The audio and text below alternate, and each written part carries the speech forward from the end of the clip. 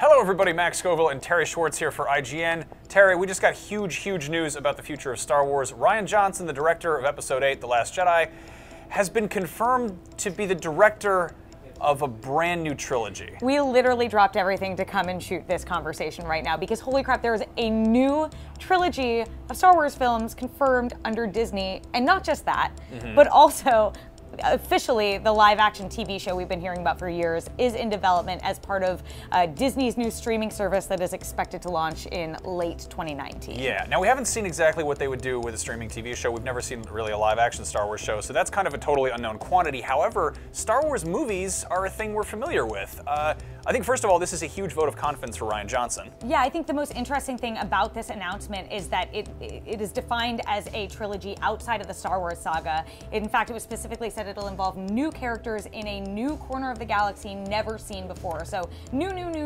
Which is good because a lot of people do complain that the Star Wars galaxy does feel small. The prequels make it look like everyone went to high school together. Yeah, and Skywalker's the only family in the galaxy. We're getting anthology movies that dig into familiar concepts and you know, kind of playing it really close to home. But this also explains why Rian Johnson wasn't attached to Episode 9. Yeah, to me, the biggest vote of confidence in this entire thing is that Rian Johnson, to me, was the hope of bringing something new to Star Wars. If J.J. Abrams played into the familiar, then Rian Johnson was a chance for the series to diverge from what we know. And this is them saying, hey, he did that so well, we're giving him a new trilogy that he's going to spearhead into like the entirety of the next decade, I guess. Pretty much Disney being like, and Lucas being like, hey, you clearly know how to handle a budget, you respect the source material, but you also have ideas to do your own thing with.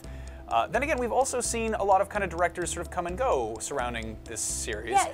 And we've also, at this point, there are presently 8 Star Wars films that exist. I'm not counting the Clone Wars movie, sorry. And there are 7 movies that are officially announced with this announcement. We've got or not announced, but that are out there we haven't seen. We've got The Last Jedi, we've got Han Solo, those both come out in the next year. Then there's Episode 9, obviously, and there's a confirmed Obi-Wan movie, and now there's 3 movies on top of that. That's 7 movies, and then there's the much rumored Boba Fett standalone. Right. Is that too much Star Wars?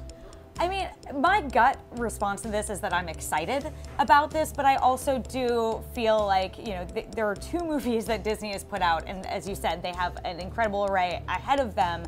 Clearly, this is a chance to say, here's our stake after Episode 9. There will be more Star Wars after this trilogy.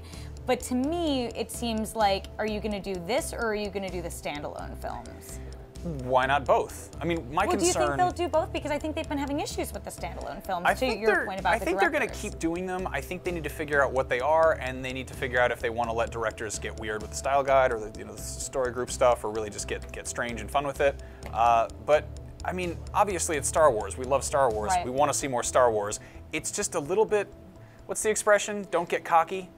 You know? Yeah, and I think we're also at the point now, even before this announcement, where we're like, oh, we're going to have new Star Wars every year until forever, and they're continuing that trend.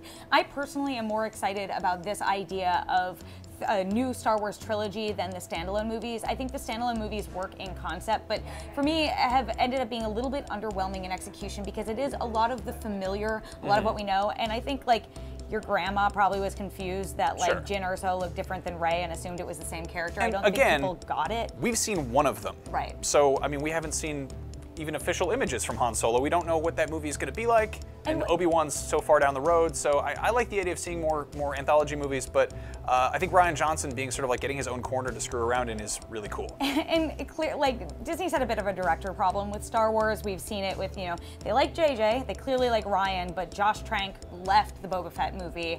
They had a lot of changes with Rogue One. They had a director change at the last minute with Han Solo. We don't know a director for the Obi-Wan movies yet. I think like it's nice to see that they feel like there's a director who matches and owns the Star Wars style in this way, in a new way, without needing to worry about people who might not be matching the tone, like Lord Miller for Han Solo, that they want and then need to bring in someone later. So if nothing else, this is a vote of confidence for Rian Johnson, which is good news for The Last Jedi, which of course comes out December 15th, and we're all very excited for it. What comes after that is of course another story entirely, but it's still Star Wars, it still rules. What corner of the galaxy do you guys want to see explored? Let us know in the comments. It's Star Wars, guys. For more Star Wars, keep it right here on IGN, and may the Force be with you.